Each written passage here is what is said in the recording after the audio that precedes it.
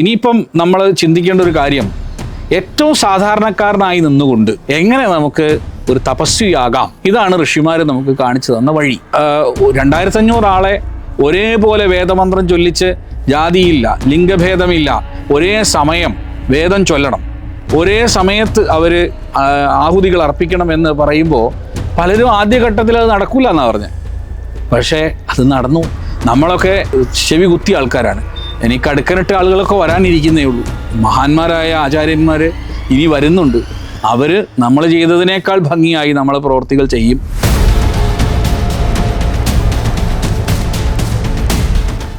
സത്യത്തിൽ വൈദികജ്ഞാനത്തെ ജനകീയമാക്കിയതിൽ അങ്ങയുടെ നേതൃത്വത്തിലുള്ള കാശിവേദ റിസർച്ച് ഫൗണ്ടേഷനും കാശിവാശ്രമത്തിനും വലിയ പങ്കുണ്ടല്ലോ. കോഴിക്കോട് സോമയാഗം പോലുള്ള വലിയ വൈദികയജ്ഞങ്ങൾ അതിന് വലിയ പങ്ക് വഹിച്ചു. ഈ മാറ്റത്തെ അങ്ങ് എങ്ങനെ സ്വയം നോക്കിക്കാണും? നോക്കൂ മധു, ഞാൻ ഒരു സാധാരണക്കാരനാണ്.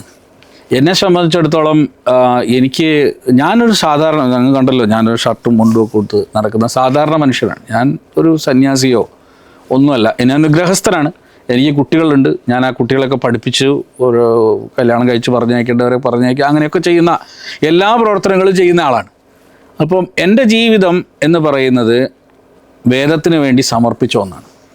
അത് തിരിച്ച് എന്തെങ്കിലും കിട്ടാൻ വേണ്ടിയിട്ടോ അല്ലെങ്കിൽ ഈ സമൂഹം നമ്മളെ ആദരിക്കുന്നു കരുതിയിട്ടോ ഒന്നുമല്ല, ഒന്നും പ്രതീക്ഷിക്കുന്നുമില്ല.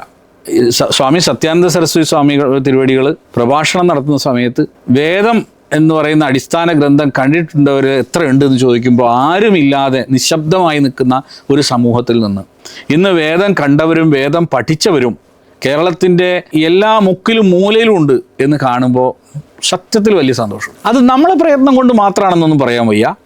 അതിന് ഈശ്വര കൃപയുണ്ടായിട്ടുണ്ട്. നമ്മളെ പ്രയത്നം അതിലൊരു ഭാഗമായി. ഞാനൊരു വ്യക്തിയാണ്, പക്ഷേ എൻ്റെ കൂടെ ഒരുപാട് ആളുകൾ ഇതിനു വേണ്ടി നിരന്തരം പരിശ്രമിക്കാൻ തുടങ്ങി. പഠിച്ചവർ അവരുടെ ജീവിതത്തിലുണ്ടായ മാറ്റങ്ങൾ സാധാരണക്കാർക്ക് കൊടുക്കാം എന്ന ബോധ്യത്തിൽ പ്രവർത്തിക്കാൻ തുടങ്ങി. അതൊരു വലിയ കാര്യമാണല്ലോ.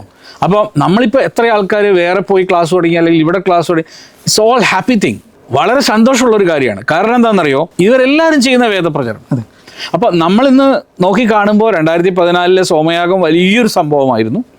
ഇനിയിപ്പോൾ 2026 നമ്മൾ ഏപ്രിൽ 17 വലിയൊരു മഹായജ്ഞത്തിന് തുടക്കം കുറിക്കുകയാണ്. അതിരാത്രം ചെയ്യാൻ പോകുന്നത്. ഇനിയിപ്പം നമ്മൾ ചിന്തിക്കേണ്ട ഒരു കാര്യം, ഏറ്റവും സാധാരണക്കാരനായി നിന്നുകൊണ്ട് എങ്ങനെ നമുക്ക് ഒരു തപസ്വിയാകാം, ഇതാണ് ഋഷിമാർ നമുക്ക് കാണിച്ചു തന്ന വഴി. ആ വഴി പിന്തുടരുക. അപ്പം ആ വഴിയിൽ യാജ്ഞവൽക്യൻ നമുക്ക് ഒരു നല്ല ഉദാഹരണമാണ്. നമ്മുടെ അഷ്ടാവക്രൻ നല്ലൊരു ഉദാഹരണമാണ്. സാധാരണക്കാരായിരുന്നു നമ്മുടെ ഋഷിമാരൊക്കെ, സാധാരണക്കാരായിരുന്നു. ഏറ്റവും താഴ്ന്ന നിലയിൽ ജീവിച്ച് എന്നാൽ ഉന്നതമായ ബൗദ്ധികമായ സാക്ഷാത്കാരത്തെ നേടിയ ആൾക്കാരാണ് അവരൊക്കെ. അവരെയൊക്കെ മാതൃകയാക്കുകയാണല്ലോ നമ്മൾ ജീവിക്കേണ്ടത്. അപ്പോൾ ആ വഴിയിലൂടെ നമ്മൾ യാത്ര ചെയ്യുമ്പോൾ നമ്മളെപ്പോഴും ഭയക്കണം. കാരണം അത്രയും വലിയ ഋഷിമാർ നടന്നുപോയ പാതയിലൂടെ നമ്മൾ നടക്കുന്നത് വളരെ ശ്രദ്ധയോടുകൂടി വേണ്ടേ? നമ്മളെ എത്ര ശ്രദ്ധ വേണം, എത്ര ലാളിത്യം വേണം, എത്ര വിനയം നമുക്ക് വേണം. ഞാനൊരു സാധകനാണ്. സാധകൻ എന്ന നിലയിൽ ഞാൻ എപ്പോഴും ആൾക്കാരോട് പറയാറുണ്ട്, തുല്യനിന്ദാ സ്തുതിർ മൗനി സന്തുഷ്ടോ ഏനക്കേനചിത്ത്. തുടക്കത്തിലൊക്കെ നമുക്ക് വിമർശനങ്ങൾ കേൾക്കുമ്പോൾ സങ്കടം തോന്നും. നമ്മൾ ഇക്കാര്യത്തിന് വേണ്ടിയല്ലേ ഇതൊക്കെ ചെയ്യുന്നത് എന്നൊക്കെ തോന്നും. പക്ഷേ പോകെ പോകെ നമ്മൾ സാധനയാണ് ഇത്. വേദപ്രചാരം നമുക്കൊരു സാധനയാണ്. വേദങ്ങളെ ജനങ്ങളിൽ എത്തിക്കുക ഭഗവാന്റെ വാണിയാണ്. ആ ഭഗവാന്റെ വാണി സർവത്ര ആളുകളിലേക്ക്, ചരാചരങ്ങളിലേക്ക്, മണ്ണായ മണ്ണിലും ജീവജാലങ്ങളായ ജീവജാലങ്ങളിലേക്കും മനുഷ്യരായ മനുഷ്യരിലേക്കും ഒക്കെ എത്തിക്കുന്ന സമയത്ത് നമ്മളെ ഉള്ളിലുണ്ടാകുന്ന ഒരു ആനന്ദമുണ്ട്. അത് ആ പ്രചാരം ചെയ്യുന്ന സമയത്ത് ഭഗവാൻ തരുന്ന പ്രസാദമാണ്. ആ മനഃപ്രസാദത്തെക്കാൾ വലുതായിട്ട് നമുക്കൊന്നും ആവശ്യമില്ല. ആ മനഃപ്രസാദം ഈ പ്രവർത്തനങ്ങളൊക്കെ കാണുമ്പോൾ നമുക്ക് തോന്നുന്നുണ്ട്, എനിക്കും തോന്നുന്നുണ്ട്. എൻ്റെ കൂടെയുള്ള എല്ലാവരെയും ചേർത്താണ് ആ പറയുന്നത്. എല്ലാവർക്കും സന്തോഷമുണ്ട്. കാരണം 2500 ആളെ ഒരേപോലെ വേദമന്ത്രം ചൊല്ലിച്ച് ജാതിയില്ല, ലിംഗഭേദമില്ല, ഒരേ സമയം വേദം ചൊല്ലണം, ഒരേ സമയത്ത് അവർ ആഹുതികൾ അർപ്പിക്കണം എന്ന് പറയുമ്പോൾ പലരും ആദ്യഘട്ടത്തിൽ അത് നടക്കില്ല എന്നാണ് പറഞ്ഞത്. പക്ഷേ അത് നടന്നത് എന്തുകൊണ്ടാണ്? ജഗദീശ്വരൻ്റെ അപാരമായ കൃപാകടാക്ഷം കൊണ്ടാണ്. ഇപ്പം വേദം എന്ന് പറയുന്നത് സാമൂഹിക തലത്തിൽ എത്രയോ സ്വാധീനം ചെലുത്തിക്കഴിഞ്ഞു. അത് കാണുമ്പോൾ അത്യധികമായ ആനന്ദം നമുക്കുണ്ട്. ഇനി നമ്മളൊക്കെ ചെവി കുത്തിയ ആൾക്കാരാണ്.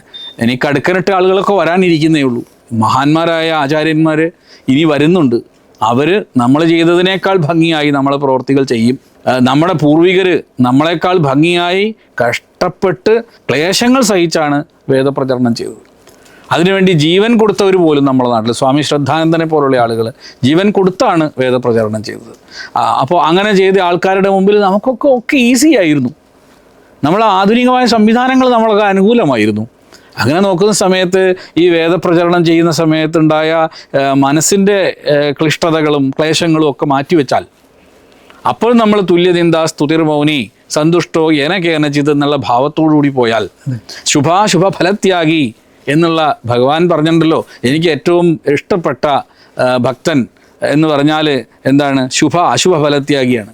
അപ്പോൾ നമ്മൾ ആ ത്യാഗബുദ്ധിയോടുകൂടി ഇതം മമ, ഇതെൻ്റേതല്ല എന്ന ഭാവത്തോടുകൂടി നമ്മൾ ചെയ്യുന്ന യജ്ഞമാണ് വേദപ്രചാരം.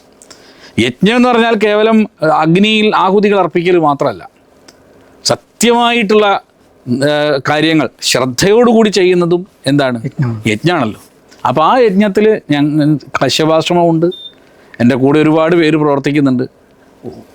എല്ലാവർക്കും ആ സമയത്ത് ഞാൻ നന്ദി കൂടി പറയേണ്ടതാണ് ഈ താങ്കളുടെ ഈ ചോദ്യത്തിന്.